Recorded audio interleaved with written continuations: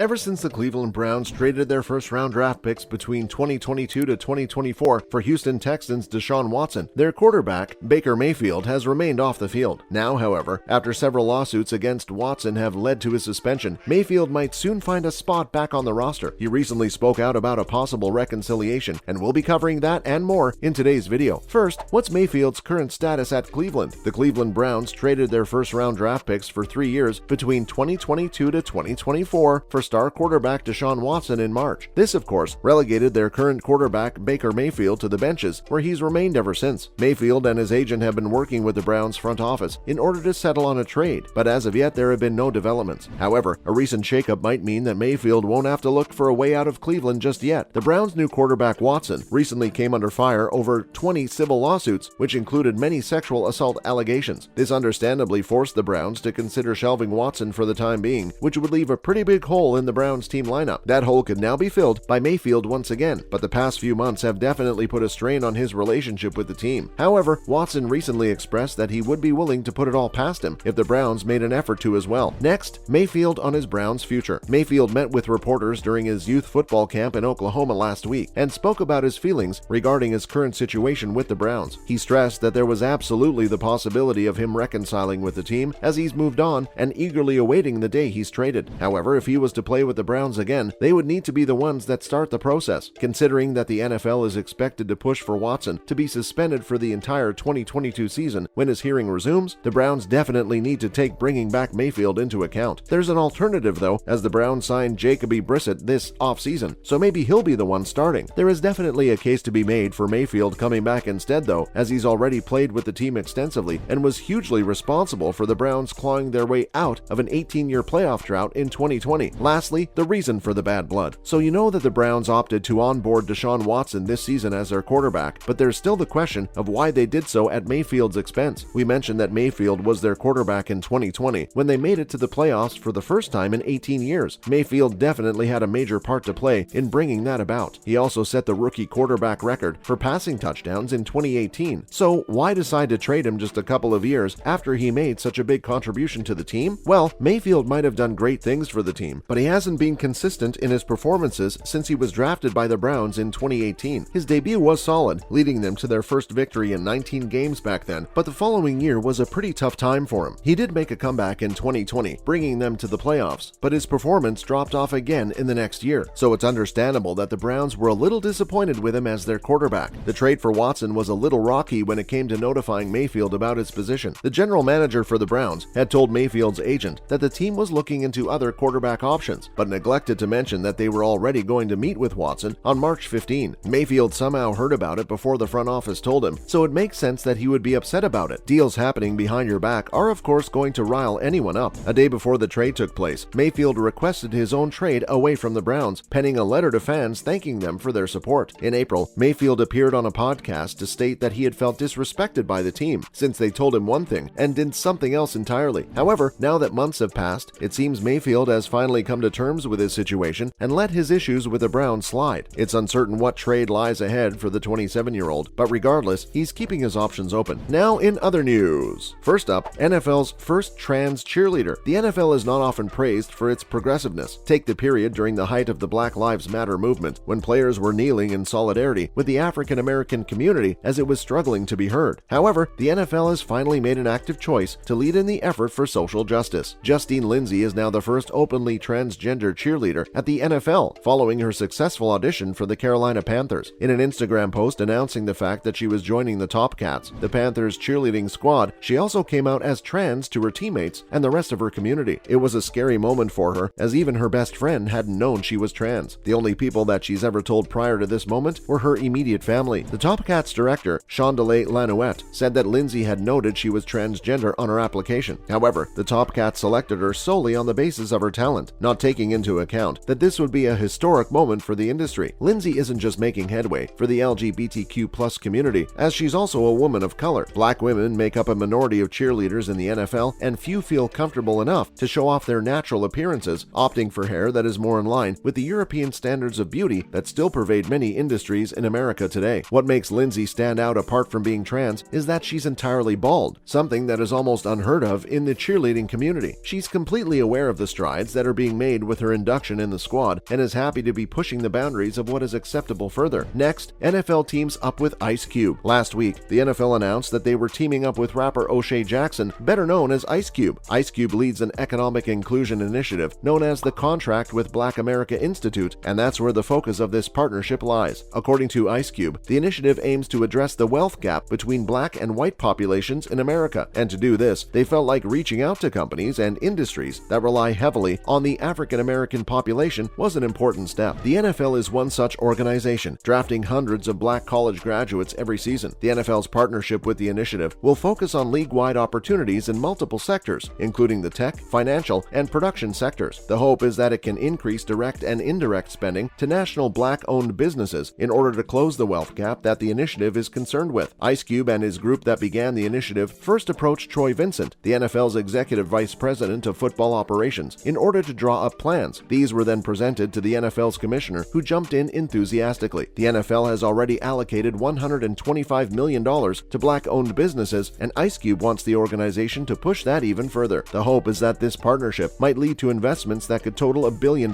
Finally, Dolphins ex-coach suggests commissioner ousting. The former head coach of the Miami Dolphins, Brian Flores, and two other black coaches are currently suing the NFL over claims that the organization suffers from systemic racism evident in its hiring practices for management positions. The trio have also submitted a letter to a Manhattan federal judge calling for the NFL's commissioner, Roger Goodell, to be removed from his post over alleged biases. The request is an extension of their suit against the NFL, as it could mean the difference between the case remaining in court or being sent to arbitration, the latter of which will be overseen by Goodell. The NFL has already filed a request for arbitration, but the lawyer representing the coaches has said that such an outcome would be unacceptable due to Goodell's involvement. According to the lawyer, Goodell cannot be a fair arbitrator because he's employed by the NFL and has a large financial stake in the organization. Reports have shown that the commissioner made $130 million in the past 2 years as compensation from the league. Usually, that would be grounds for dismissal, since there is a clear conflict of interest. The spokesperson for the NFL, Brian McCarthy, did not immediately respond to requests for comments on the matter. That's a wrap for this video. Do you think Mayfield deserves an apology from the Cleveland Browns? Let us know in the comments below. Make sure to give this video a thumbs up and subscribe to our channel for more videos like this. See you in the next one.